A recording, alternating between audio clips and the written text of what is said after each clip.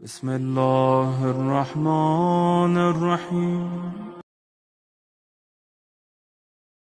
اعوذ باللہ من الشیطان الرجیم بسم اللہ الرحمن الرحیم۔ محترم ناظرین السلام علیکم ورحمۃ اللہ وبرکاتہ۔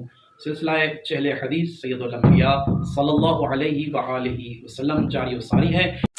فرمایا من صلی صلاۃ الفجر، جو بندہ یہ چاہتا ہے کہ اسے جنت میں سونے اور چاندی کے محل نصیب ہوں تو فرمایا وہ صبح کی نماز ادا کرے، اور صبح کی نماز کے بعد ثم جلسا، پھر اپنے مصلی پر بیٹھا رہے یہاں تک کہ طلع الشمس، کہ سورج طلوع ہو جائے، تو اس کے اس ایک عمل کی وجہ سے اللہ کی ذات اعطاہ اللہ فی الفردوس 70 قصرا، اللہ کی ذات اس کے اس چھوٹے سے عمل کے صدقے میں اس کو 70 محل عطا کرے گی، جو اینٹوں کے بنے ہوئے نہیں ہوں گے بلکہ وہ سونے اور چاندی کے بنے ہوئے ہوں گے۔ السلام علیکم ورحمۃ اللہ۔